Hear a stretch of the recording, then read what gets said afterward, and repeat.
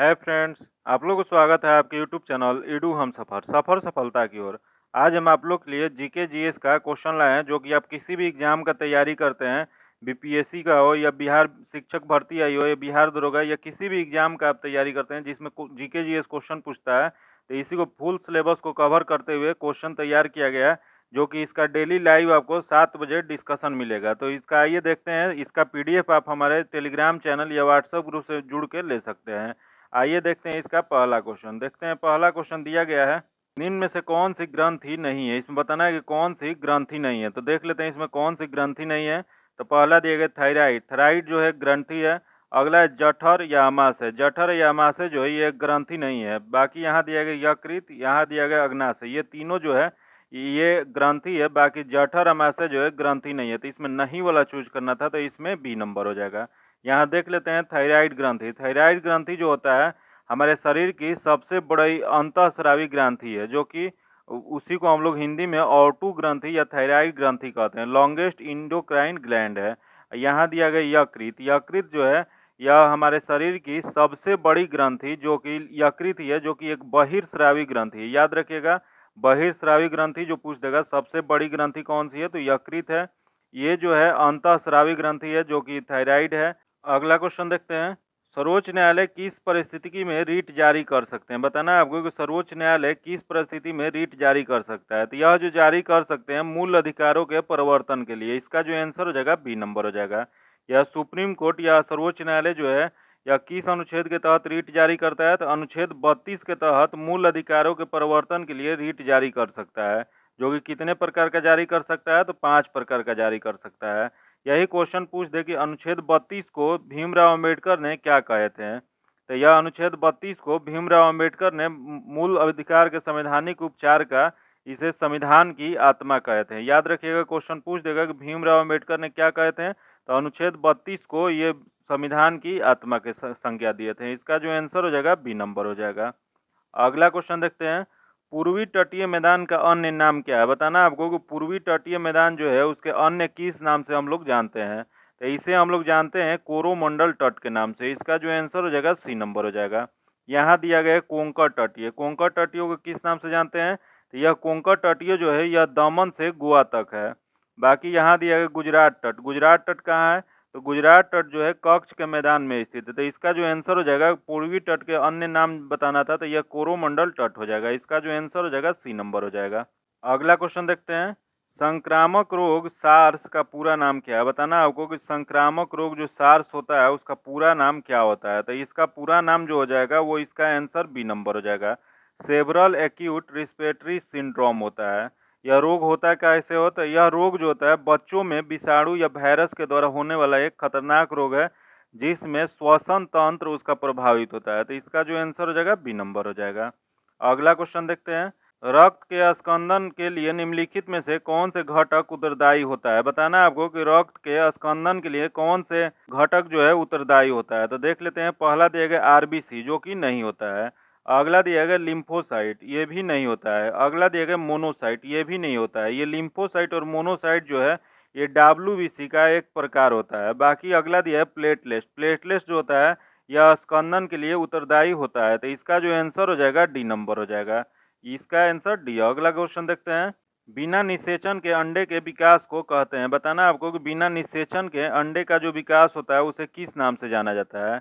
तो उसे जाना जाता है पार्थिनोजेनिसिस। इसका जो आंसर हो जाएगा बी नंबर हो जाएगा। ये पार्थिनिजेशन क्या होता है, तो बिना निषेचन का विकास जो होता है उसी को हम लोग पार्थिनिजेशन कहते हैं। तो इसका जो आंसर हो जाएगा बी नंबर हो जाएगा।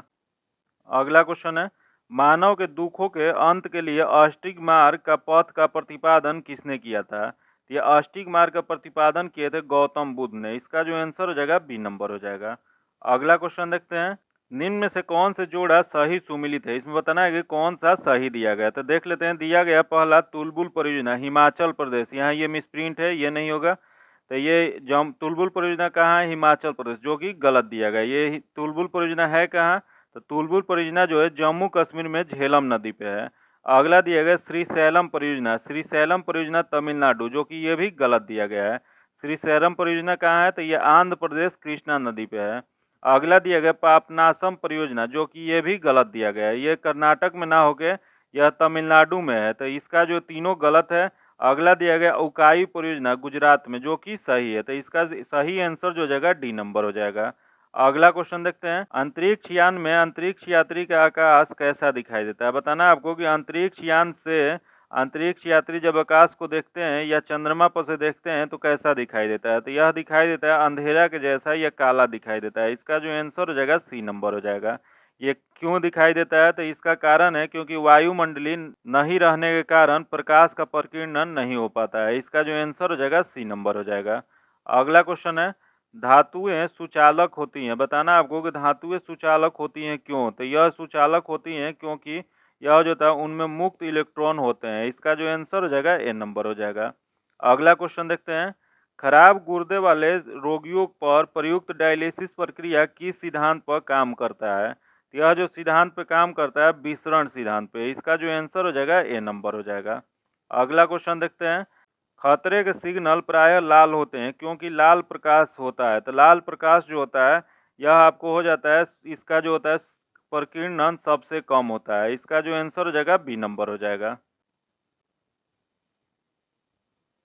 अगला क्वेश्चन है, उच्चतम न्यायालय द्वारा परमादेश किसे जारी किया जा सकता है। बताना आपको उच्चतम न्यायालय द्वारा परमादेश जो है किसे जारी किया जा सकता है। तो यह जो जारी किया जा सकता है किसी अधिकारी को सरकारी कर्तव्य निभाने के लिए। इसका जो आंसर हो जाएगा ए नंबर हो जाएगा। अगला क्वेश्चन देखते हैं, लासे फेयर अर्थव्यवस्था में है। बताना आपको कि लासे फेयर अर्थव्यवस्था में क्या होता है। तो लासे फेयर अर्थव्यवस्था में होता है, इसका जो आंसर हो जाएगा बी नंबर हो जाएगा। बाजार में मांग और आपूर्ति बलों को मुक्त रूप से काम करने में सरकार हस्तक्षेप नहीं करती है। तो यही जो होता है लासे फेयर होता है। यह प्रक्रिया जो होता है वैसी अर्थव्यवस्था जिसमें आर्थिक प्रणाली में सरकार का कोई हस्तक्षेप नहीं होता है, उसे हम लोग पूंजीवादी अर्थव्यवस्था कहते हैं। इस अर्थव्यवस्था में आर्थिक नियोजन की प्रक्रिया लागू नहीं होती है। इस अर्थव्यवस्था को हम लोग किस के निकाल के रखते हैं, तो इसे हम लोग निकालो अर्थव्यवस्था भी कहते हैं। रखो और या निकालो अर्थव्यवस्था किसे कहते हैं, तो यह हो जाएगा पूंजी अर्थव्यवस्था को कहते हैं। फिर एक यही पूछ दे कि पूंजी अर्थव्यवस्था के संस्थापक कौन थे या जनक कौन थे, तो यह एडम स्मिथ थे। इसका जो आंसर हो जाएगा बी नंबर हो जाएगा। अगला क्वेश्चन देखते हैं, भारत सरकार अधिनियम 1919 की एक और नाम से जाना जाता है, वह है। बताना है आपको भारत सरकार अधिनियम 1919 को एक और नाम से क्या जाना जाता है। यह जो जाना जाता है यह जाना जाता है मॉन्टेग्यू चेम्सफोर्ड सुधार। इसका जो आंसर हो जाएगा बी नंबर हो जाएगा। यह भारत परिषद अधिनियम 1919 जो है मॉन्टेग्यू चेम्सफोर्ड सुधार इस वजह से कहा जाता है क्योंकि इस समय मॉन्टेग्यू जो थे भारत के राज्य सचिव थे, जबकि चेम्सफोर्ड जो थे भारत के वायसराय थे। इसीलिए इस अधिनियम को हम लोग मॉन्टेग्यू चेम्सफोर्ड सुधार कहते हैं। इसी अधिनियम के तहत प्रांतों में द्वैध शासन प्रणाली लागू किया गया था। याद रखिएगा क्वेश्चन पूछ देगा कि किस अधिनियम के तहत प्रांतों में द्वैध शासन प्रणाली लागू किया गया था। तो यह लागू किया गया था भारत परिषद अधिनियम 1919 में। यही क्वेश्चन पूछ दे कि भारत परिषद अधिनियम 1909 को किस नाम से जानते हैं। तो भारत परिषद अधिनियम जो 1909 है उसे हम लोग मार्ले मिंटो सुधार कहते हैं। ये क्यों कहते हैं, तो इसका कारण है कि उस समय मार्ले जो थे राज्य सचिव थे, जबकि मिंटो जो थे भारत के वायसराय थे। ये भारत परिषद अधिनियम 1909 में क्या हुआ था, तो इस एक्ट के द्वारा मुसलमानों के लिए पृथक निर्वाचन क्षेत्र की मान्यता दिया गया था। इसका जो आंसर हो जाएगा बी नंबर हो जाएगा। अगला क्वेश्चन है, पृथ्वी पर आने वाले सौर विकिरण क्या कहते हैं। बताना आपको कि पृथ्वी पर आने वाले सौर विकिरण को क्या कहा जाता है। तो यह सौर विकिरण को कहा जाता है सूर्य तापन। इसका जो आंसर हो जाएगा बी नंबर हो जाएगा। अगला क्वेश्चन देखते हैं, ओलावृष्टि का कारण होता है। बताना आपको कि ओलावृष्टि का कारण क्या होता है। तो ओलावृष्टि का कारण जो होता है हिमीकरण होता है। इसका जो आंसर हो जाएगा डी नंबर हो जाएगा। इसका पीडीएफ पाने के लिए आप मेरे टेलीग्राम चैनल या व्हाट्सएप ग्रुप से जुड़ के ले सकते हैं, जो कि लिंक डिस्क्रिप्शन में या कमेंट बॉक्स में आपको मिल जाएगा। आइए देखते हैं क्वेश्चन नंबर 18। क्वेश्चन नंबर 18 कहता है, संसद के संयुक्त अधिवेशन में किसी विधेयक पर निर्णायक मत देने का अधिकार किसे होता है। बताना है आपको कि अगर संसद के संयुक्त अधिवेशन चल रहा है तो उसमें किसी विधेयक पर निर्णायक मत कौन देता है। तो यह निर्णायक मत जो देते हैं लोकसभा अध्यक्ष देते हैं। इसका जो आंसर हो जाएगा सी नंबर हो जाएगा। यहाँ देख लेते हैं, दिया गया संयुक्त अधिवेशन। संयुक्त अधिवेशन कौन बुलाते हैं, तो भारतीय संविधान के अनुच्छेद 108 में संयुक्त अधिवेशन की चर्चा है जिसे राष्ट्रपति बुलाते हैं। यही क्वेश्चन पूछ दे कि संयुक्त अधिवेशन की अध्यक्षता कौन करते हैं, तो संयुक्त अधिवेशन की अध्यक्षता जो करते हैं लोकसभा अध्यक्ष करते हैं। और जब किसी मत पे या किसी विधेयक पे मत जो होता है बराबर हो जाता है तो निर्णायक मत जो देना होता है वो लोकसभा अध्यक्ष ही देते हैं। इसका जो आंसर हो जाएगा सी नंबर हो जाएगा।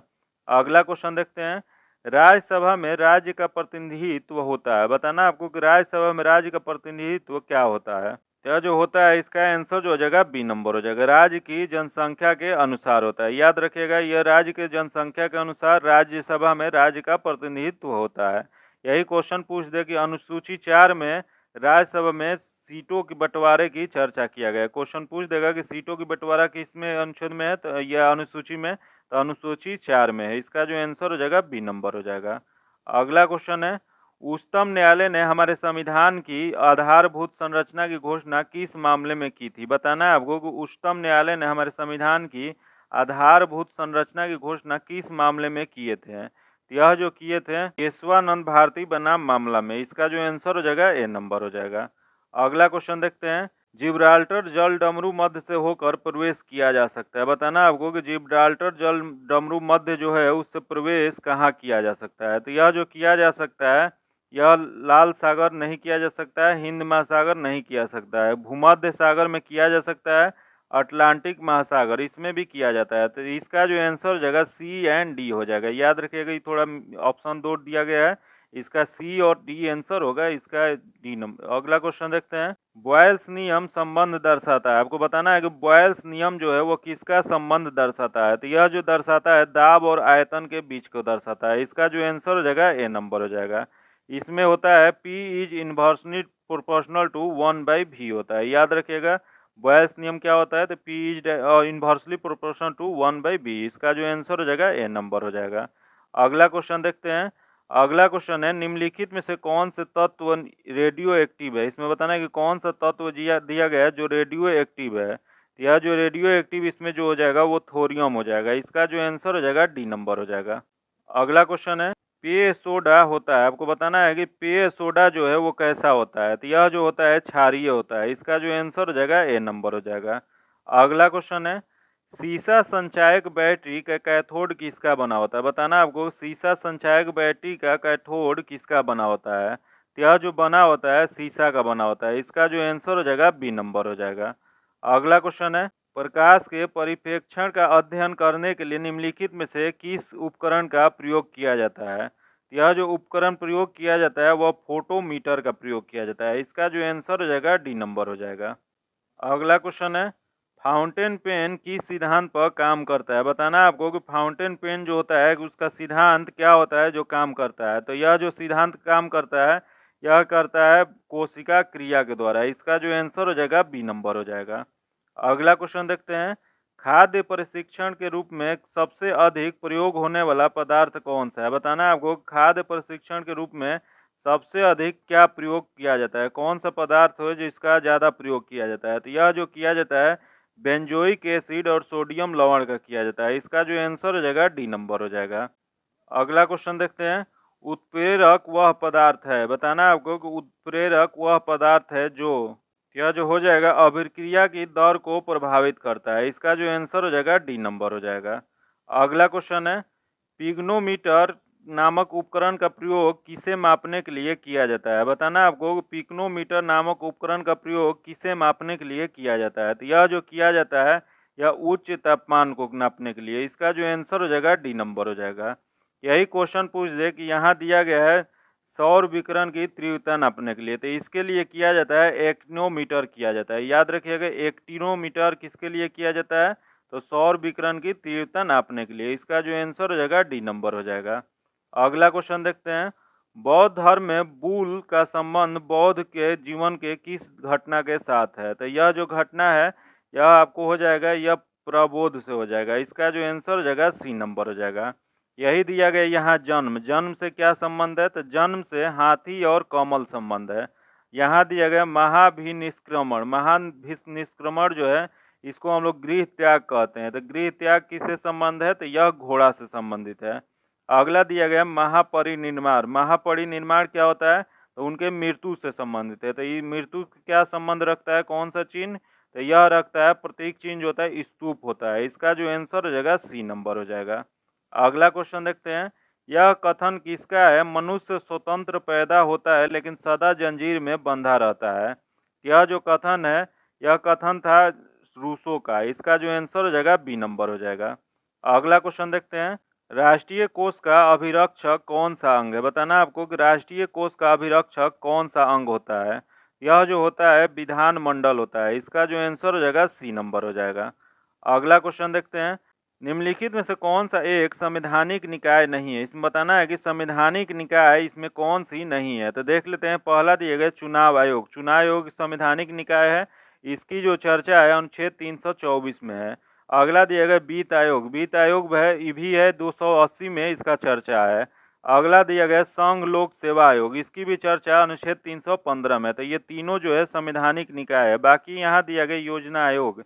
योजना आयोग जो है संवैधानिक निकाय नहीं है। यह एक कानून बना के यह बनाया गया था, जो कि यह योजना आयोग के तहत ही पंचवर्षीय योजना चला था। जो कि कितनी पंचवर्षीय योजना कुल चली थी? तो कुल 12 पंचवर्षीय योजना चली थी। तो इसका जो आंसर हो जाएगा वो सी नंबर हो जाएगा। अगला क्वेश्चन देखते हैं, संघ लोक सेवा आयोग के किस सदस्य को हटाया जा सकता है? बताना है आपको कि संघ लोक सेवा आयोग के किसी सदस्य को कैसे हटाया जा सकता है। यह जो हटाया जा सकता है, यह राष्ट्रपति द्वारा हटाया जा सकता है। इसका जो आंसर हो जाएगा ए नंबर हो जाएगा।